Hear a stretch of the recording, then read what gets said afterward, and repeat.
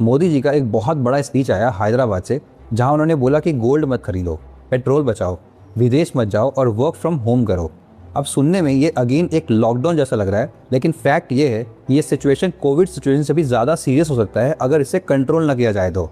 अब एग्जैक्टली हुआ क्या है समझाता हूँ, वीडियो को ना एंड तक देखो। सोचो, इंडिया एक बड़ी फैमिली है जिसमें 140 करोड़ फैमिली मेम्बर्स रहते हैं।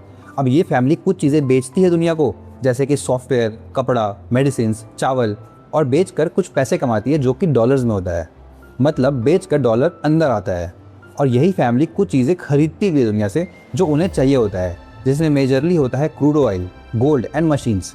अब जब खरीदती है तो उसकी पेमेंट डॉलर में करनी होती है, मतलब डॉलर सिस्टम से बाहर जाता है।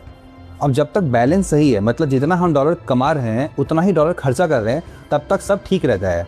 लेकिन प्रॉब्लम तब आती है जब या तो फैमिली बहुत ज़्यादा किसी चीज़ को खरीदने लगे, या फिर जिस चीज़ को खरीद रही है वो अचानक बहुत महंगा हो जाए। इन दोनों सिचुएशंस में डॉलर बाहर ज़्यादा जाने लगेगा और इससे वो बैलेंस बिगड़ जाएगा। 2026 में यूएस ईरान वॉर शुरू होती है और स्ट्रेट ऑफ हॉर्मुज़ दुनिया का सबसे इंपॉर्टेंट ऑयल रूट डिसरप्ट हो जाता है। क्रूड ऑयल $80 से बढ़कर $120 पर बैरल पर पहुंच जाता है।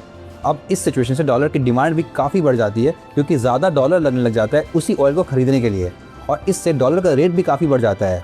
और रुपी, जो हमारी खुद की करेंसी है जिससे बेच के डॉलर खरीद सकते हो आप, वो गिर जाता है। रुपी आज गिर के 95 पर डॉलर के आसपास हो गया है, और इसे ही कहते हैं डबल वैमी सिचुएशन। मतलब ऑयल महंगा तो हुआ ही, बट क्योंकि हम ऑयल डॉलर में खरीदते हैं, डॉलर भी महंगा हो गया है।